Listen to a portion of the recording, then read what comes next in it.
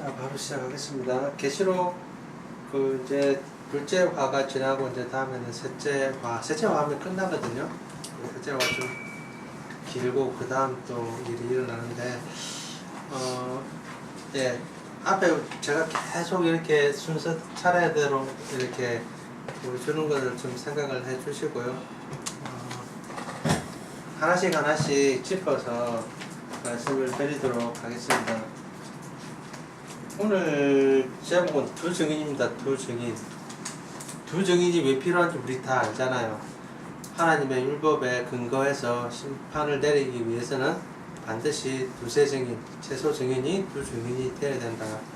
그래서 두 증인이 오늘 순교를 하는 모습을 보면서 이제 끝이 났다라는, 이제 하나님이 심판해도 된다. 그러니까 심판에 확실한 이제 그 언약의 조건을 다 채웠다. 이렇게 보시면 되는데, 그럼 두 증인이 누구냐? 이것부터 해가지고 이제 하나씩 좀 살펴보도록 하겠습니다. 자, 11장 1절에 보니까 내게 또 지팡이 같은 갈대를 주고, 이게 자라고 자. 옛날엔 자를 갈대로 만들었어요. 그래서 지팡이 같은 일이 되는데 자입니다, 자. 네. 자를 주어서 이제 성전을 측량하기로 합니다. 성전을 측량하는 것은 우리가 에스겔서나 이런 거 보면 알듯이 성전을 측량하는 것은 성전을 심판하는 행위입니다. 측량하는 것, 재는 것, 무게를 재고, 치수를 재고, 이거 다 심판행위입니다. 심판행위. 예. 심판행위라는 것은, 그러니까 지금 와서 심판한다는 뜻입니다. 그래서, 길이 맞나 안 맞나, 그러니까 하나님이 원하시는 그게 맞나 안 맞나, 무게도 달아보잖아요. 무게 달아보는 것도 메네메네 되게 우바르신이라 해가지고 또 무게를 달아보잖아요. 그 손이 나와가지고, 바벨론 왕 손이 나와가지고 다니엘이 해석하잖아요. 메네메네, 제도 되어봐도 무게에 못 미친다, 이런 뜻입니다. 그러니까 왕의 범죄가 너무 크다, 이런 뜻입니다. 그래서 그런 의미, 그것과 역시 재는 것과 똑같습니다. 성전을 재는 것, 측량하는 것도 역시 마찬가지입니다. 예, 그렇게 성전을 측량하고 난 다음에 보시면, 자, 3절에 보니까 내가 나의 두 증인에게 권세를 주리니, 이렇게 되어 있잖아요. 두 증인이, 두 증인 봅니다. 우리가 잘 알듯이 이제 언약적인 조건입니다. 언약의 심판의 조건입니다. 그죠? 심판의 조건입니다. 근데 이 두 증인이라고 해서 꼭 두 사람이라고 생각하시면 안 됩니다. 두 사람이 아니고 꼭 두 사람이 아닙니다. 그러니까 뭐냐면, 다수도 한 사람으로 볼 수 있고 한 사람도 다수로 볼 수 있습니다. 그런 의미들을 한번 제가 한번 되짚어 보겠습니다. 여러분들이 혹시 이해를 못하실 부분도 있고 이래서 이사야서 한번 찾아봅시다. 이사야서 53장 한번 보겠습니다. 이사야서 53장.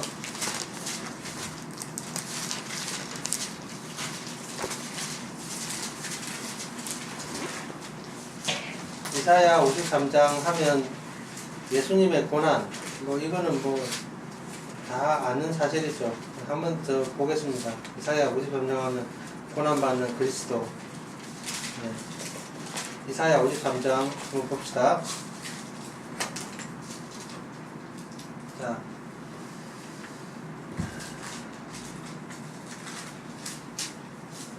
3절 한번 봅시다. 3절. 그는 멸시를 받아 사람들에게 버림을 받았으며 강고를 많이 겪었고 질고를 앓은 자라. 마치 사람들이 그에게 얼굴을 가리는 것 같이 멸시를 당하고 우리도 그를 귀히 여기지 아니하였도다. 그가 1인 3인칭입니다. 단수, 3인칭 단수. 3인칭 단수. 그러니까 남자 한 사람을 나타내는 겁니다. 그 글로 보면. 그리고 이것은 예수님을 나타내는 게 100% 맞습니다. 100%. 1%도 모자라지 않고 0.01%도 모자라지 않는 100% 예수님이 맞습니다. 예수님 맞는데, 이사야가 예언하던 당시에 왜 제가 이야기했던 거 기억납니까? 구약의 예언자가 있잖아요. 그러면 구약의 예언할 당시에 그 상황이 있고 이것이 종국적으로 신약에 종국적으로 이렇게 이루어지는 게 있다고 했잖아요. 1차로 이루어지고 2차로 이루어진다고 했잖아요. 그래서 이게 종국적으로 결론적으로 이렇게 이루어지는 종국적이란 말은 결론적으로 이루어지는데 이 구약에서 예언할 당시에도 한번 이루어진다고 했잖아요. 예를 들어서 그겁니다. 아브라함에게 씨를 주겠다고 했잖아요. 이삭에게도 씨를 주겠다고 했거든요. 씨를 주겠다고 했어요. 아브라함에게 내 씨로 말미암아 백성이 천하 만민이 구원을 얻으리라, 내 씨로 말미암아 복을 받으리라 할 때 아브라함의 씨, 그 씨는 누굽니까? 예, 아브라함의 씨는 아브라함에게 주겠다는 씨는 구약에서 이삭입니다. 이삭. 근데 종국적으로는 신약에서는 누구라고요? 예수님이십니다.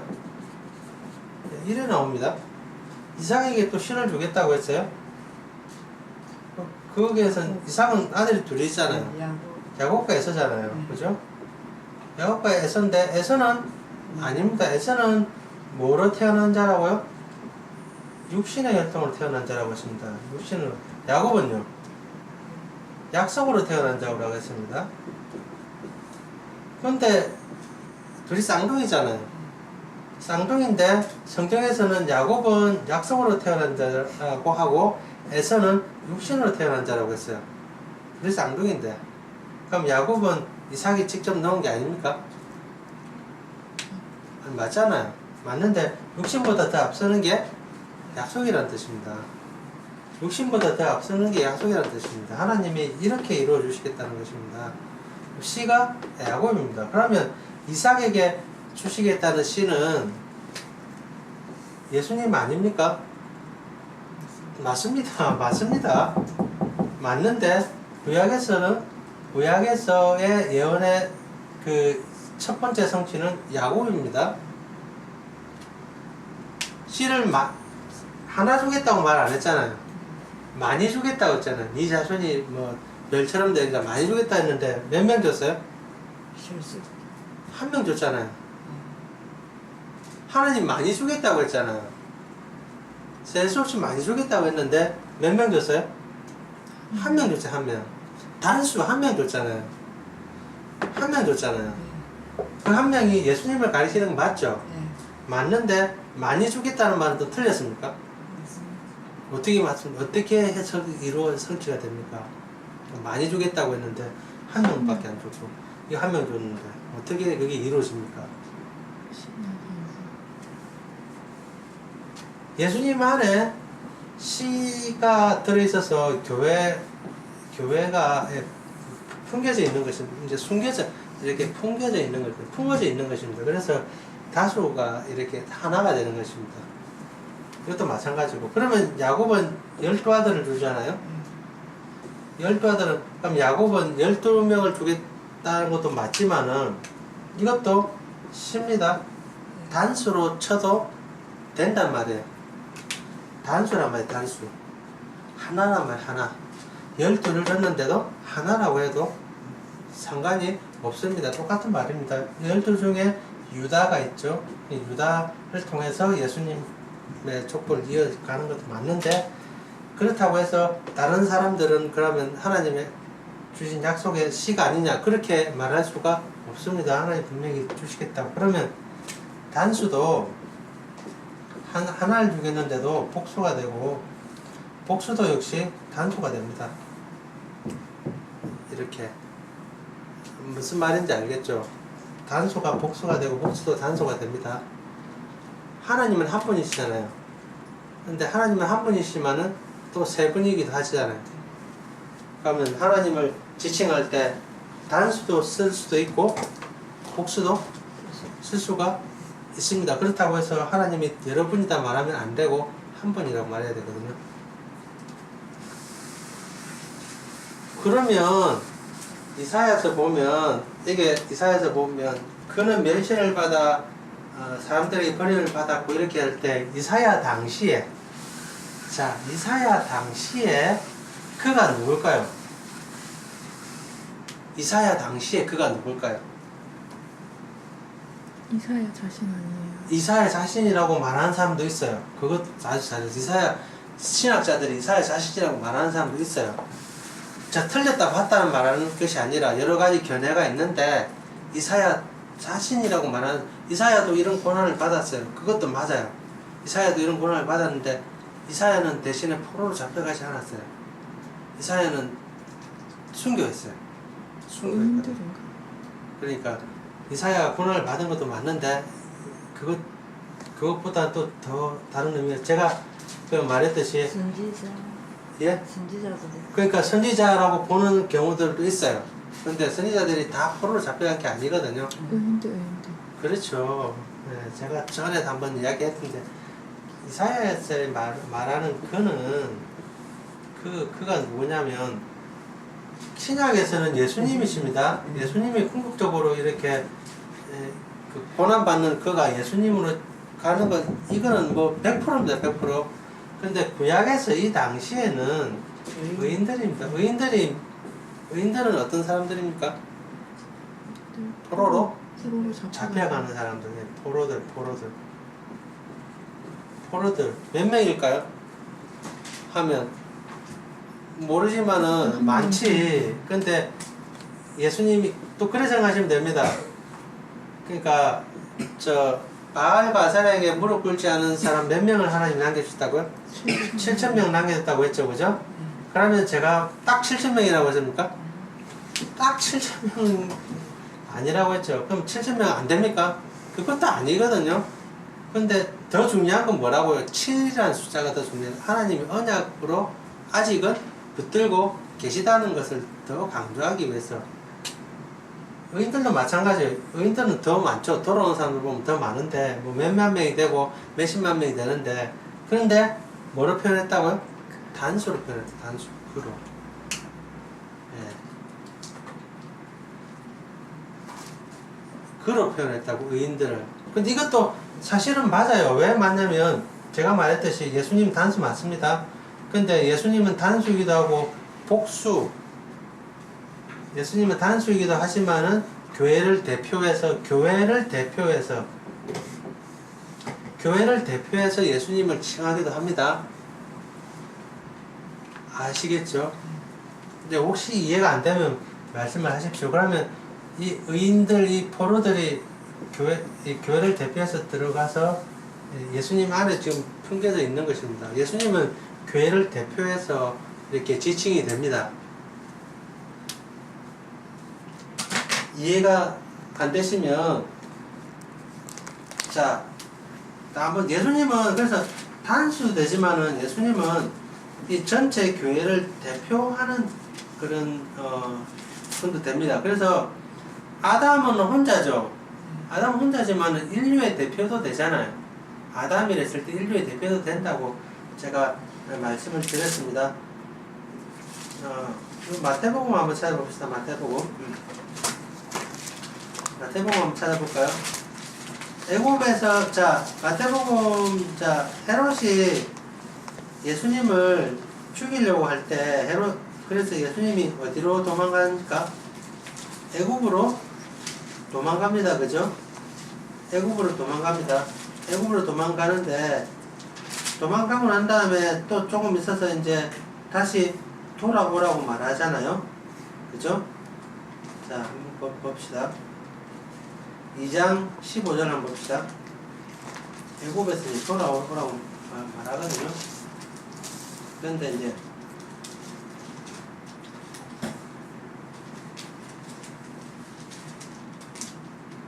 헤롯이 죽기까지 거기 있었으니 이는 주께서 선지자들을 통하여 말씀하신 바 애굽으로부터 내 아들을 불렀다 함을 이루려 하심이라 이렇게 돼 있잖아요. 애굽으로부터 내 아들을 불렀다 함을 이루려 하심이라. 애굽으로부터 내 아들을 불렀다 할 때 이 애굽으로 이거는 예수님께서 애굽으로 피신하실 때의 모습을 나타냅니다. 자, 이걸 100번을 이야기했습니다. 예수님이 애굽에 피신하실 때 이 말씀이 이루어진 게 애굽으로부터 내 아들을 불렀다 하면 이루려 하십니다. 이걸 이루었다고 말합니다. 그죠? 제가 이거 몇 번 이야기했죠? 기억나시죠? 그러면 이게 호세아서 11장 1절에 나오는 말씀인데 11장 1절에 나오는 말씀입니다. 호세아서 11장 1절을 한 번만 더 찾아볼까요? 호세아서 에스겔 다니엘 호세아 11장 1절 한번 찾아볼까요?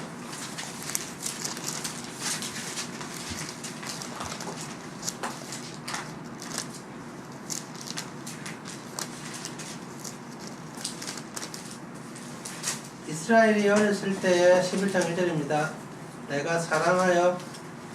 이스라엘이 어렸을 때 내가 사랑하여 내 아들을 애굽에서 불러내었거늘 이렇게 돼 있잖아요. 근데 이스라엘이 어렸을 때 이래 돼 있잖아요. 그럼 이스라엘이 어렸을 때 됐으니까 이스라엘이 단수입니까? 복수입니까? 복수. 복수죠. 12지파를 다 나타내는 겁니다. 이스라엘 어렸을 때 내가 사랑하여 내 아들을 애굽에서 불러냈다. 내 아들과 이스라엘은 같습니다. 같은데 하나님이 이스라엘을 12지파를 내 아들 한 사람으로 봅니다. 내 아들 한 사람으로 본다고요. 근데 이 말씀이 어떻게 이루어졌다고요? 예수님 때 이루어졌단 말이죠. 예수님이 이스라엘에서 애굽으로 피신했을 때 이루어졌다는 예수님이 하나님의 아들 맞죠? 그죠? 맞잖아요. 이게 이루어졌다는 것은 그런데 구약에서는 내 아들이라고 지칭했을 때 이스라엘 12지파를 나타낸다고 맞죠? 그러니까 이렇게 됩니다. 구약에서는 이스라엘을 하나님이 뭐라고 불렀어요? 내 아들로 불렀어요. 단수로 불렀대요. 단수. 이거는 복수라고요. 복수. 신약에서는 내 아들이 누굽니까? 예수님이잖아요. 그러면 이렇게 연결되니까 이스라엘은 곧 예수님이라고요. 틀린 게 아니라고요. 틀린 게. 이스라엘이 곧 예수님이라는 말은 이스라엘을 대표하고 이스라엘에서 예수님이 나오신다는 말입니다. 이스라엘에서 예수님이 나오신다는 말이고 이스라엘을 예수님이 대표한다는 말입니다. 만약에 예수님께서 죽으시면 이스라엘도 죽는다는 뜻입니다. 그럼 예수님께서 살면 예수님도 그러니까 이스라엘도 산다는 말입니다. 내 아들을 애굽에서 불렀다 하면 이루었잖아요. 내가 아들을 사랑해서 이스라엘을 애굽에서 불렀다 이렇게 했잖아요. 이 당시 이때 구약에서의 그 말씀은 진짜 애굽에서 가나안 땅으로 불렀던 것을 역사적인 사실을 이야기하는 겁니다. 이거는요? 영적 애국. 그렇죠. 영적 애굽인데 실제적으로 어디서 불렀다고요? 이스라엘 가나안 땅에서 어디로? 애굽으로. 그럼 앞뒤가 바뀌었죠? 앞뒤가 바뀌었죠. 그죠? 그러니까 이제는 예수님 당시에 가나안은 뭐가 된 것이냐면 애굽이 됐단 말입니다. 애굽이 됐단 말입니다. 애굽이. 이해가 되죠? 무슨 말인지. 예. 그렇게 되는데 이거 헷갈리시면 안 되고 헷갈릴 것도 하나도 없어요. 그냥 말씀이 하는 대로 따라만 가면 됩니다. 말씀이 하는 대로 따라만 가면 됩니다. 내 생각을 자꾸 넣으니까 우리의 개념대로 자꾸 생각하니까 말씀이 잘 안 맞는 거예요. 우리의 개념대로 자꾸 넣으니까. 우리의 개념대로 넣으면 안 됩니다. 우리의 개념대로 넣으면 안 되고 말씀이 보는 개념대로 말씀에서 하는 대로 그렇게 따라가면 되는데 자꾸 우리의 개념대로 자꾸 넣으니까 안 되는 거예요. 그래서 그런 것들을 시대적인 문화적인 어떤 상황적인 것들을 생각하지 않으면 우리는 계시록을 특히 우리의 문화로 너무 많이 해석을 해요. 그래서 안 맞아요. 이상하게 자꾸 올라가요. 계시록을 특히 우리 문화로 너무 해석을 그렇게 하니까 안 맞아요. 예. 그런 것 잘못된 것들이 있습니다. 예를 들어서요. 여러분들 그 혹시 옛날 영화 중에 개 같은 내 인생이란 그 들어보셨습니까? 들어봤어요? 옛날에 아주 좀 유명했던 영화인데 외국 영화입니다. 개 같은 내 인생이라고 이런 영화가 있어요. 그 있는데 그러면 이 제목만 딱 봐가지고 우리나라 사람들이 제목만 딱 봤어요. 그럼 개 같은 내 인생이라고 하면 이 사람의 인생이 좋았을까요? 나빴을까요? 나빴어. 굉장히 나쁘다 생각했죠. 근데 그런 의미로 개 같은 내 인생이라고 한 게 아니에요. 그 나라, 그 문화에서는 개는 우리나라처럼 그렇게 욕으로 쓰이는 말이 아니에요. 좋은 의미로 쓰이는 말이에요. 좋은 의미로. 좋은 의미로 쓰는 말인데, 우리나라에 들어와서 그대로 제목을 딱 쓰면, 아, 저 사람 억수로 비참하고 억수로 힘들겠구나, 이렇게 하는데, 막상 들어가서 보면, 내용이, 아니, 그건 뭐가 개 같은 내 인생이야. 이래 되는 거야. 그럼 뭐가 잘못된 겁니까? 영화를 만든 사람이 잘못된 겁니까? 받아들이는 사람이 잘못된 겁니까? 받아들이는. 그렇죠. 왜? 그럼 받아들이는 사람은 어떻게 받아들여야 됩니까? 영화를 만든 사람의 입장을 내가 어느 정도 고려하고 받아들여야 된다는 거죠. 이해가 되죠? 무슨 말인지. 성경도 마찬가지입니다. 성경에서 표현하는 방법, 성경에서 말하는 것들이 우리가 생각하는 우리 문화로 받아들이면 안 맞는 경우들이 참 많다고요. 그런데 그렇게 받아들인다고요. 우리 생각대로. 그냥 우리 생각대로 그냥 툭툭 받아들인다고요. 그러니까 해석을 하면 안 맞죠. 성경에서는 그런 의미로 말한 게 아닌데, 성경에서 다른 의미로 말했는데, 그걸 뭐 그냥 그렇게 우리 생각대로 받아들이니까 안 맞는 거라. 그 생각을 빨리 바꿔야 된다는 거예요. 제 말은. 그러니까 보세요. 분명히 복수가 됐다가 단수가 되고 단수가 됐다가 복수가 되는 이런 상황들이 성경에서 이렇게 일어나고, 애굽에서 부른 것이 가나안 땅에서 부른 것이랑 이렇게 이런 것들이 일어나는데, 우리는 고정이 되어 있으니까 이스라엘은 무조건 좋은 사람, 좋은 편. 이스라엘 하면 무조건 좋은 편, 좋은 사람. 애굽 하면 무조건 나쁜 편, 나쁜 사람. 뭐 이런 쪽으로 완전 딱 이방인 하면 무조건 나쁜 사람. 이방인 하면 무조건 맞잖아요. 하나님이 가나안 땅을 구약시대 가나안 땅을 정복하라고 했을 때, 가나안 땅의 사람들을 어떻게 하라고 했습니까? 죽여요. 다 죽이라고 했어요. 네. 젖먹이까지 다 죽이라고 했거든요. 그러면 지금도 그렇게 하면 됩니까? 지금 왜 하면 안 됩니까? 그걸 그대로 믿고 따르는 사람들이 있잖아요. IS 같은 이슬람 과격 단체라든지, 그뿐만 아니라 극우 쪽으로 가면 그 말씀 다 죽이라고 했잖아.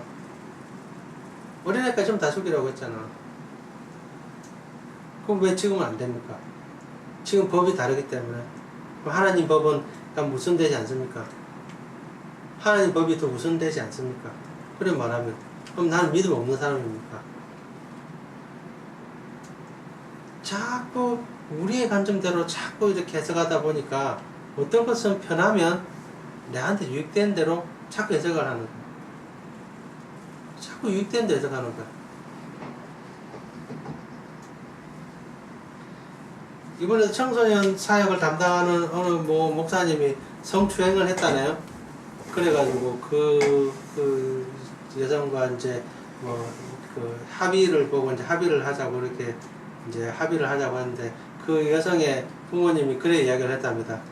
그래도 지금까지 하나님의 일을 하고 하나님의 일을 하는 사람이고 사람들을 많이 구원했는데, 우리 때문에 이 일이 막히면 안 되니까 빨리 합의해줘라, 이래 이야기했대요.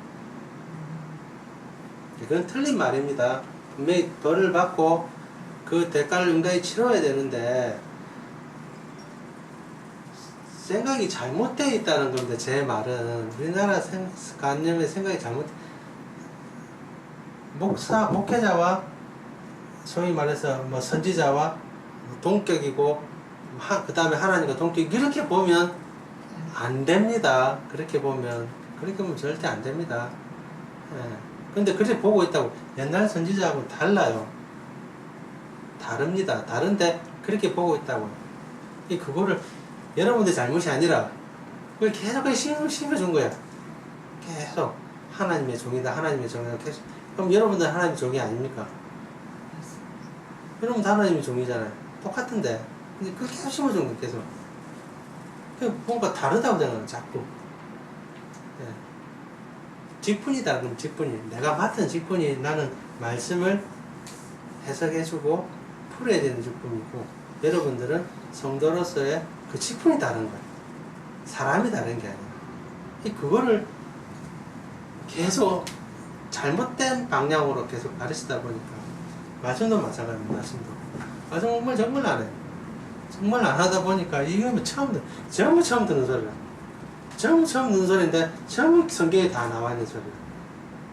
제가 지금까지 했는데 성경에 안 나와 있는 소리를 한 적이 한 번도 없잖아요. 근데 처음 듣는 소리라. 10년, 20년, 30년을 내가 신앙생활 했는데 처음 듣는 소리라. 어디에 성경에 그런 말이 있었는지도 모를 정도로.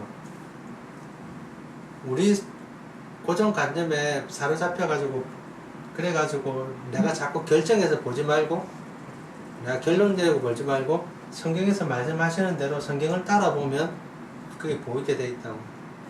자, 그러면 이렇게 봤으니까 이제 어느 정도 제가 말씀을 드리려고 하는 의도를 파악을 했을 겁니다. 다시 한번 볼게요. 이사야서 53장에 그는 의인들입니다.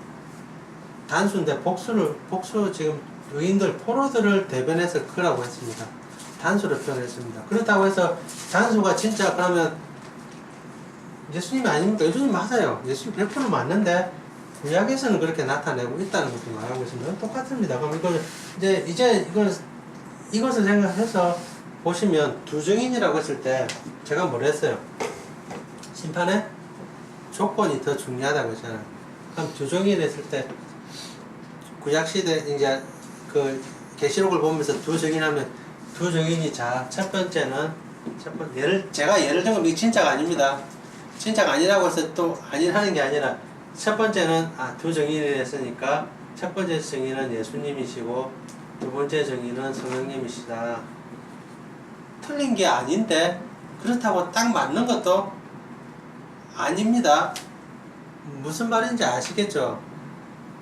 틀린 것도 아닌데 맞는 것도 아닙니다. 왜냐하면 성령님이 돌아가시지 않았잖아요. 성령님이 두 증인 죽잖아요. 죽거든요. 성령님이 안 죽었잖아요. 아니거든요. 그렇다고 해서 두 분이 증인이 아닙니까? 증인이 맞습니다. 그 다음에 제가 볼게요. 사도들은 증인입니까? 사도들이 증인입니까? 증인이 아닙니까? 맞아요. 증인 맞습니다.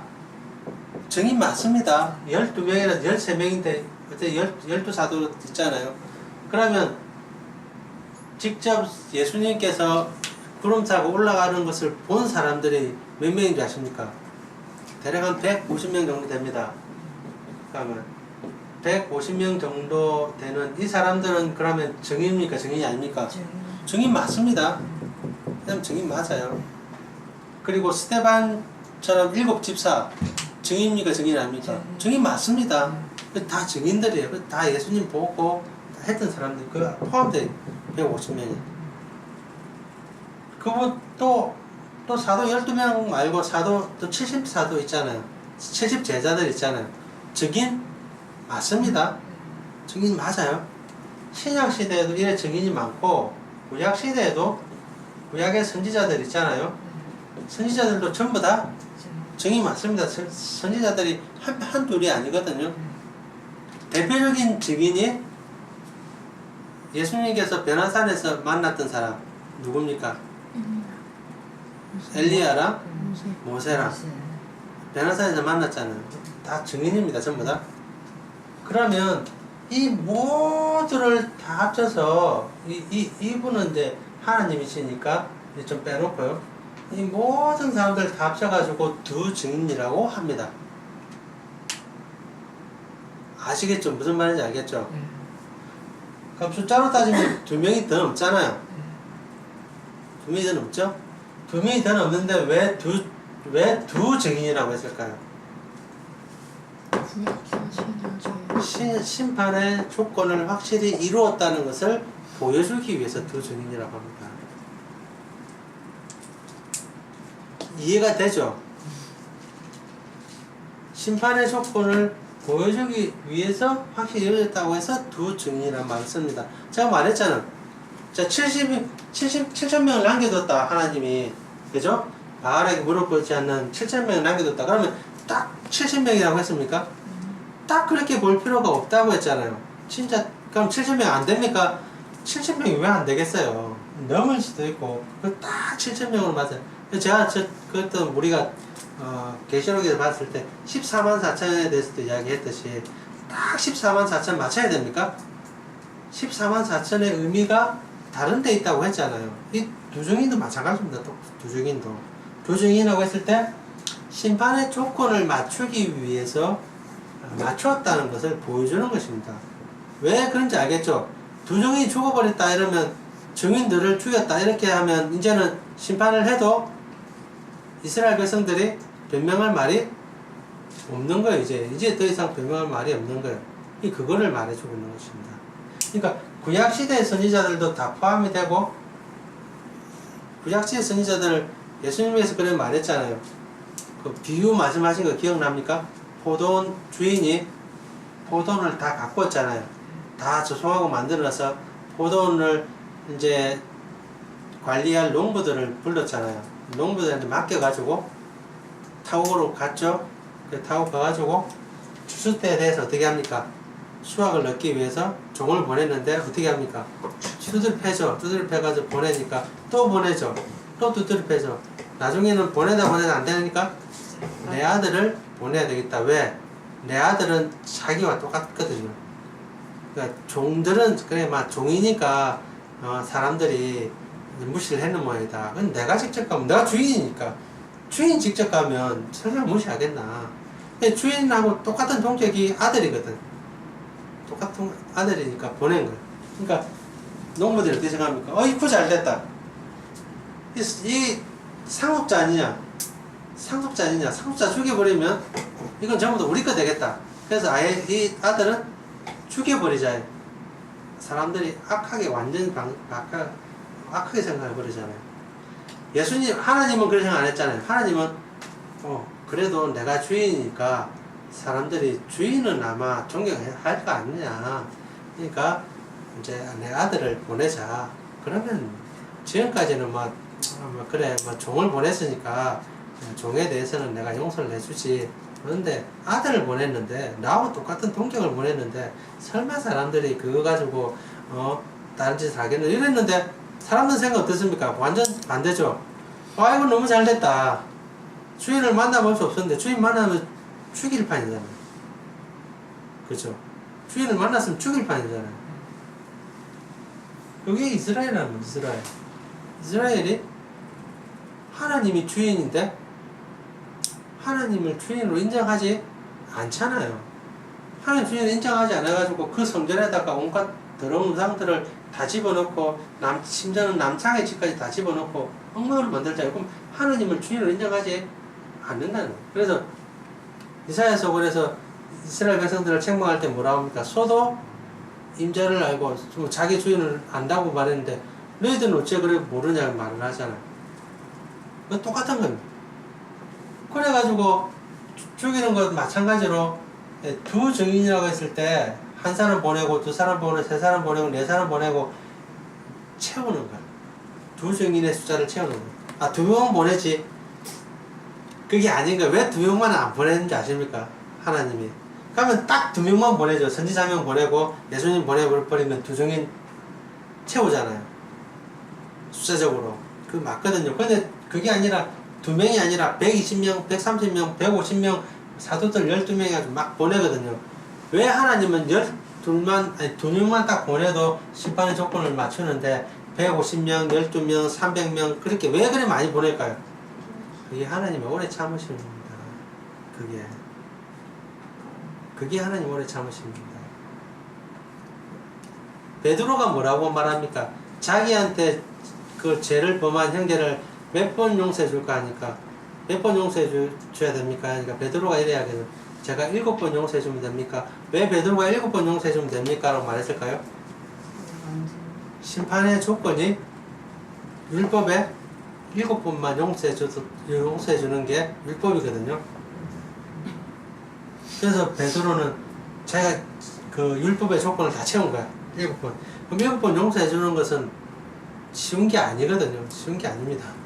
여러분, 7번 용서해 주는 게 자기한테 한 사람이 잘못을 범했는데 7번 용서해 준다는 것은 절대 쉬운 거 아닙니다. 베드로가 자랑스럽게 이야기하죠. 내가 7번 용서해 줬는데 아니면 7번 용서해 주면 그리고 그렇게 하면 됩니까? 하니까 예수님 뭐랍니까? 70번에 7번이라도 용서해 줘라고 하잖아요. 70번에 7번이면 7, 7, 49에서 490번만 용서해란 말이 아니잖아요. 예. 그 말이 아니잖아요. 그것처럼 하나님은 두 증인 이것만 채우면 되는데 근데 안에 내용을 들여다보니까 2명이 아니라 2명도 아니고 시간도 선지자들을 보낸 시간부터 예수님이 오셔가지고 순교 예수님이 십자가하고 지실 때까지 보면 시간도 수천 년이 흐른 거야. 몇천 년 동안 증인도 한두를 보낸 것도 아니고 이렇게 많이 보낸 거예요. 이게 바로 하나님의 오래 참으심이고 이게 바로 하나님의 사랑입니다. 이게 진짜. 그리고 마지막에 심판하시는 것이 하나님의 마지막 사랑입니다. 심판하시는 것이.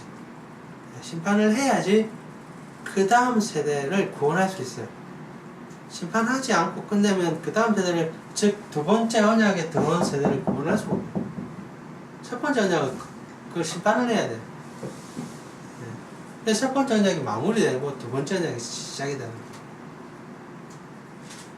하나님의 오래 참으심과 하나님의 큰 사랑이 들어가 있는 거예요. 이게 두